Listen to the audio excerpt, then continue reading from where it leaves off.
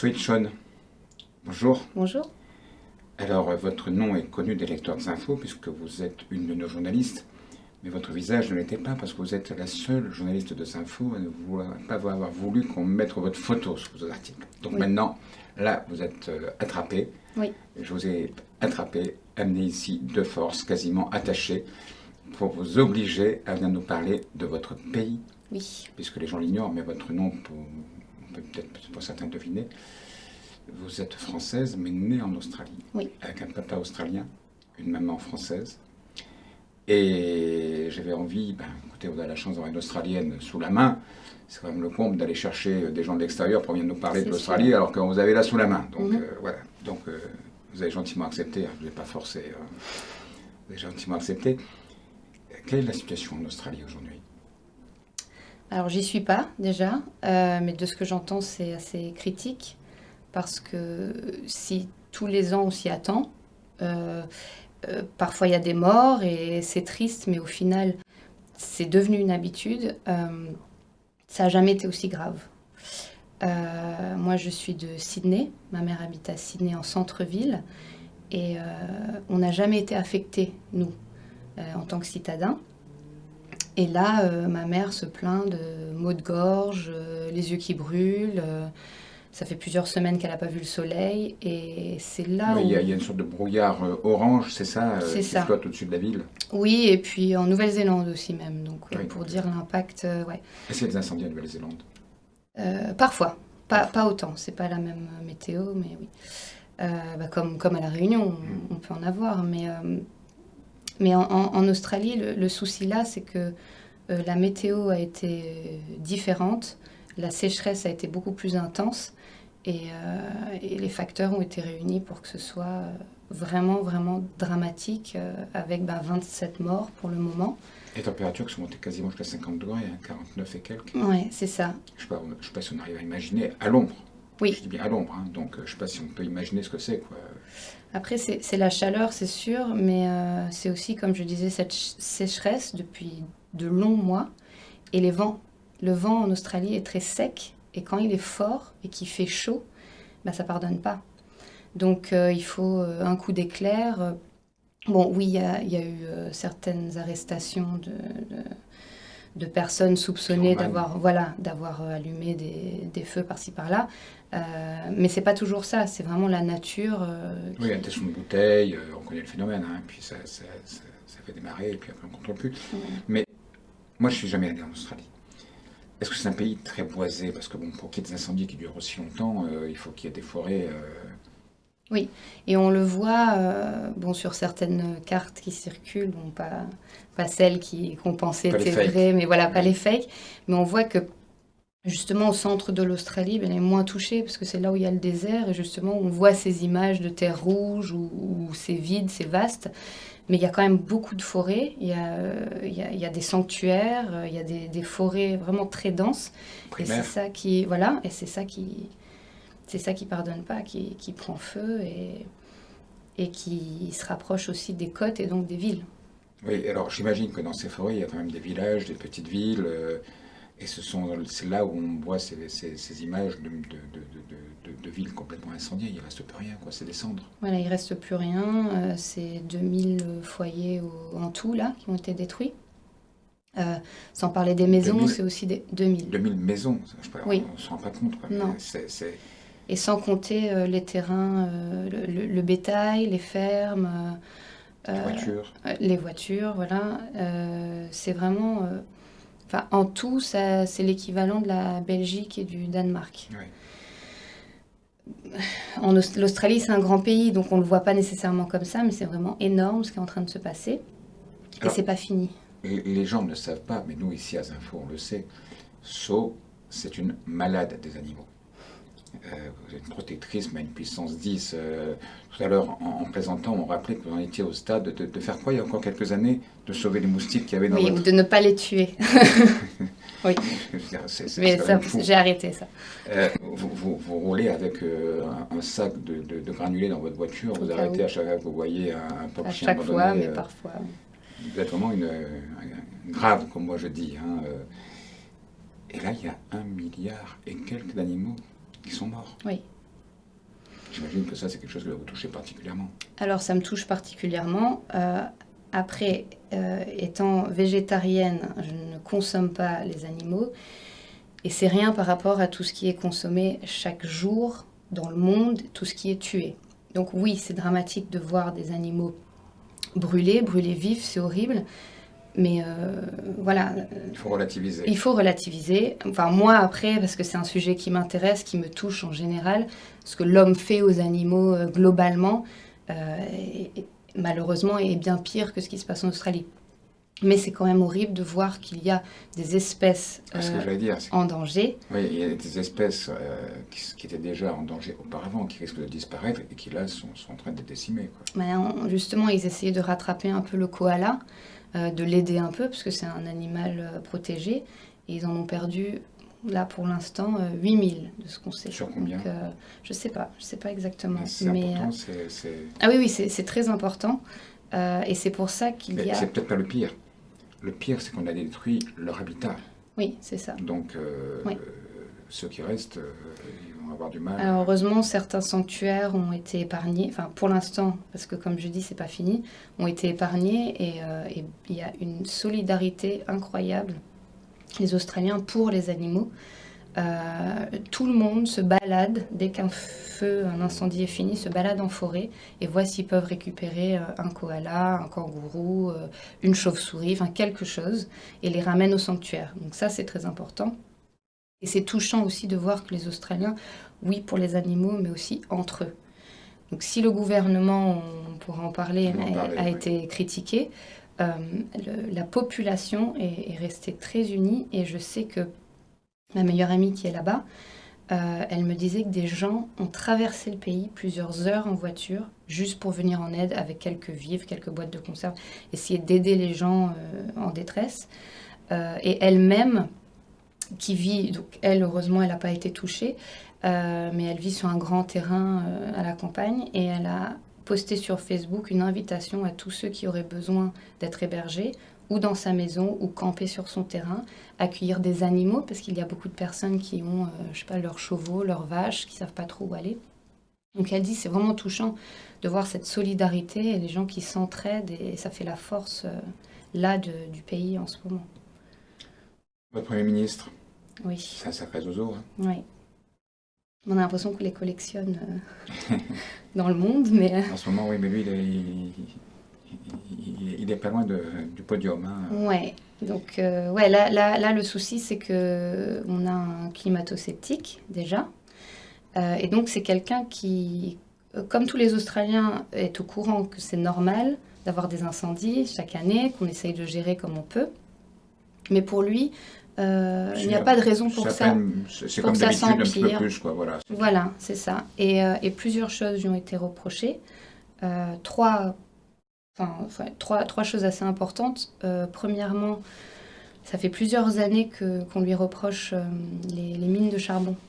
Oui. Alors, l'Australie est un des plus gros pollueurs au monde. Et pour des raisons économiques, il n'a rien voulu entendre. La deuxième chose, c'est... non seulement il n'a rien voulu entendre, mais je crois qu'il a même réouvert des mines, il me semble. Oui, ce qui était prévu, et oui. Voilà. La deuxième chose, c'est les vacances à Hawaï en décembre, oui. Alors que le pays brûle, alors qu'il y a eu des morts. Oui, t'as combien la peine de mort, je crois, non un peu moins en décembre. Mais là, actuellement... Ah, là 27. 27, oui. Donc voilà, partir en vacances, ça c'était mal vu. Et ensuite, l'année dernière, une vingtaine d'anciens chefs pompiers ont demandé à le voir pour alerter, parce que ça fait 40 ans, ça fait quand même 40 ans en moyenne, hein, pour ces hommes et ces femmes, d'expérience en Australie à combattre ce genre d'incendie. Et lui, on sait que cette année, ça va être dramatique, ça va être fatal. On ne va pas pouvoir s'en sortir si on ne se prépare pas. Les moyens financiers, de terrain, et si on ne fait pas aussi ce qu'il faut au niveau des pare-feux. Donc c'est ce principe de brûler avant que ça ne brûle. Pour empêcher que... Voilà. Il ne retenir le feu. Il ne les a même pas reçus. Son argument, Moi, je reçois les pompiers actuels, pas les anciens. Donc tout ça, ça a été vraiment très mal reçu par la population. D'avoir un gouvernement endormi alors que des gens meurent, alors que des gens perdent leur maison. Quelqu'un qui ne réagit pas et qui aussi... Qui perdent parce qu'il y a beaucoup d'éleveurs en Oui, Australie. leur vivre, leur bétail, tout. Leur outil de travail, enfin. Oui. Et donc à tel point où les Australiens ont refusé de lui serrer la main. Oui. Il a été insulté. Il y a des vidéos qui tournent. Il y a des vidéos qui tournent. On le voit et les Australiens ne sont pas comme les Français. C'est pas un pays qui se révolte. Il y a très peu de grèves, de manifestations. Et là, vous êtes en train de critiquer les Français, là, attention. Non, je ne critique attention. pas. C'est très bien. Mais voilà, les Australiens et pour moi, c'est un défaut. Ne s'expriment pas assez. Et là, de voir quand même des Australiens qui refusent de serrer la main du Premier ministre, c'est assez grand, quoi. C'est fort. Ouais, c'est fort. Mais il a une chance de repasser, ce Premier ministre. Bah là, il demande à ce qu'il démissionne. Il démissionne, mais ça m'étonnerait. Oui, ça m'étonnerait. Parce qu'on est au pouvoir, on n'a pas envie de partir. Oui. Il y a un sujet dont personne ne parle. Moi, je n'ai vu aucun article là-dessus, pratiquement. L'Australie, quand même, avant l'arrivée des Blancs, il y avait des aborigènes. Oui. Qu'est-ce qu'ils deviennent, des aborigènes? Ils vivaient dans la nature. Donc, ils sont là où il y a des incendies aujourd'hui. Il y a des morts chez eux. Parce que j'ai lu aussi quelque part qu'il y a des villages dont on n'a même plus de nouvelles aujourd'hui. On ne sait pas très bien ce qui s'y passe. Il y a peut-être des morts, on ne sait pas. Le bilan de 27 que vous donniez tout à l'heure, c'est un bilan de ce qu'on sait. Oui. Mais il y a beaucoup de choses qu'on ne sait pas. Oui. Pourquoi on ne parle pas de ces aborigènes? Alors déjà, donc, statistiquement, en fait, les aborigènes, c'est vraiment une minorité. Donc il y a peu de chances que dans les 27... Tués, alors, donc, oui, normal, c'est une minorité. Oui, c'est sûr.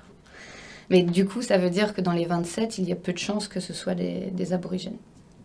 Ensuite, donc beaucoup, comme je disais, sont concentrés dans le centre du pays, donc moins impactés, je ne dis pas... Il y a moins de forêts. Donc, voilà, moins de forêts, donc moins de feux. Et après, c'est vrai que c'est inquiétant parce que le problème avec l'Australie, c'est que beaucoup de communautés aborigènes vivent dans des conditions déplorables.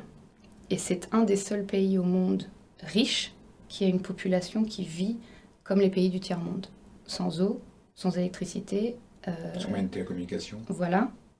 Sans médecin. Donc on ne sait pas ce qui se passe. Donc on ne sait pas ce qui se passe. Et aussi, au final, le peu qu'ils ont, ils perdent. Donc c'est encore plus dramatique. C'est difficile. Est-ce qu'ils sont assurés? Est-ce qu'ils vont pouvoir demander des aides? Est-ce qu'ils savent comment demander des aides? C'est des choses qui... Là, des questions qu'il va falloir se poser. Je ne sais pas exactement où il y avait des communautés aborigènes et où ça a brûlé. Donc je ne sais pas si... J'espère qu'ils ont peut-être été épargnés. Mais c'est des questions qu'il va falloir se poser, de voir comment ils vont. Il y a une chose que les Réunionnais ont peut-être du mal à s'en rendre compte, c'est qu'on fait évacuer des villes entières. Oui. Mais même moi j'ai du mal, j'ai jamais vu ça. Moi je comprends pas qu'on ait à évacuer certaines rues, certains quartiers, mais des villes entières. On n'a jamais vu, donc au sud de Sydney, pas loin de chez moi, donc une ville a été évacuée et ils sont sur l'eau, dans des bateaux, au niveau de la côte, parce qu'ils ne peuvent pas aller ailleurs. Oui, ils sur la plage, ils pouvaient pas aller et plus puis loin, ensuite sur les bateaux. Il y avait des enfants sur les bateaux. Et c'est là où j'ai commencé à réaliser, parce que c'est jamais arrivé en Australie. Et il y a eu des gens qui étaient sur une plage, qui étaient cernés par les flammes, et il a fallu venir les chercher en bateau par la mer pour les sauver, et ils sont mis dans l'eau parce que c'est le seul endroit qui ne brûlait pas. Donc heureusement maintenant le gouvernement commence à réagir et il y a pas mal de bateaux et d'avions, mais plus de bateaux militaires qui sont déployés à la fois pour récupérer les gens et pour apporter des vivres. Il faut dire aussi que, et ça c'est peut-être aussi, on ne comprend pas pourquoi c'est aussi mal organisé, mais en Australie, le nombre de sapeurs-pompiers professionnels est très, très mince. Oui. Ce sont essentiellement des bénévoles qui viennent donner un coup de main. Donc ça explique aussi peut-être qu'on n'ait pas réussi à lutter efficacement, peut-être. moi, j'ai l'impression que chaque année, c'est... Pire. Non, enfin, là, pour l'instant, ça a été à peu près pareil et on s'en sort toujours. Donc, je pense que les Australiens savent ce qu'ils font et les bénévoles, ils sont préparés. Là, le problème, c'est que il n'y a pas eu de préparation pour cette ampleur-là. Et que je sais qu'en Nouvelle-Galles du Sud, donc d'où je suis, Sydney, ils sont 2000. Et même si ça peut paraître beaucoup pour la Réunion, c'est pas assez. Et là, vu que ça a pris tout le pays, le gouvernement aurait dû prévoir. Et là, on fait appel maintenant à des aides des États-Unis, le Canada. Mais justement, c'est et ça que je ne comprends pas Nouvelle-Zélande. très bien. Euh, Quand on est face à une situation comme celle-là, on appelle les pays de la zone des amis au secours. Comment ça se fait que vous n'ayez pas lancé un appel avant? Ça fait combien de temps que ces incendies ont commencé? Septembre. Ouais. En fait, la période a commencé en juin, mais vraiment, ça a commencé en septembre. Ben, je sais pas, demander au Premier ministre. Et là, on appelle la France, dit on vient à votre secours, ils envoient quoi? 5 pompiers. 5 face à des incendies comme ça. Non, on se dit, mais on est ridicule, c'est pas la peine, il faut les laisser chez soi, quoi. Oui, ben, pour la forêt amazonienne, c'était pareil. La France avait été reprochée. Oui, mais sauf que là-bas, ils ont un fou furieux à la tête du Oui. Brésil qui, lui, ne voulait pas qu'on vienne. Oui. Bon, ok, lui, il est fou, il est barge, bon, ok, d'accord. Mais là, en Australie, on pourrait penser quand même que c'est un pays développé, un pays... Mais, je sais pas, est-ce que c'est parce qu'il y a vraiment enfin, moi, en septembre, j'étais pas alarmée. Enfin, ma mère non plus, ma meilleure amie non plus. Personne ne se disait que ça allait être si dramatique. Donc, je pense que le monde entier a dû se dire, bah oui, quelques incendies en Australie, on a l'habitude. Enfin bon, quand on regarde... alors, il y a une carte fake qui circule Oui. sur Internet, mais c'est un demi-fake. C'est-à-dire qu'on la présente comme étant un instantané du nombre d'incendies qu'il y a à l'heure actuelle, et on voit qu'il y a des incendies partout, que toute la carte est rouge. Et en fait, c'est la totalité des incendies depuis le début de la saison, c'est-à-dire depuis septembre, grosso modo. Et là, on a additionné tout. Bon, donc effectivement, mais c'est hyper impressionnant. Et on voit bien quand même que c'est pas d'aujourd'hui, que ça date quand même la France aurait pu envoyer des Canadair, des Dash, enfin, aux États-Unis aussi, je sais pas moi, mais Oui. j'ai l'impression qu'on vous laisse un peu tout seul à vous battre. Alors, est-ce que c'est des autres pays qui n'ont pas voulu envoyer? Est-ce que c'est vous qui ne vouliez pas qu'on vienne? C'est quelque chose que j'ai du mal à comprendre. C'est vrai que je sais pas. Après, quand on parle de léthargie du gouvernement australien, d'un espèce de laisser-faire du gouvernement, du Premier ministre, et pour moi, l'appel à l'aide au secours doit venir du pays, du gouvernement. Donc s'il ne l'a pas fait... Alors, vous voyez, ça fait 19 minutes exactement qu'on parle. Et avant qu'on commence, on m'avait dit, mais enfin, mais qu'est-ce qu'on va dire pendant 20 minutes? Je dis, t'inquiète pas, tu verras. Moi, j'aimerais qu'on finisse par une image que j'ai vue, qui m'a impressionné. Je pense que vous l'avez vu aussi. Hein. C'est cette photo qui a été prise du soleil. Et ça, avec les différentes couleurs, ça donnait exactement le drapeau aborigène. Oui. Avec ce soleil rouge au milieu, Ouais. et ces dégradés de tons qui partaient du rouge au jaune. C'était exactement le drapeau aborigène. Ben, on doit beaucoup de respect aux aborigènes, pas seulement parce qu'ils ont beaucoup trop subi ce dernier siècle, parce qu'on a encore des personnes âgées qui ont été volées de leur famille et qui peuvent raconter les horreurs. Donc, mais pas seulement pour ça, parce que c'est un pays qu'ils connaissent et Ils ont un rapport à la nature. respectent.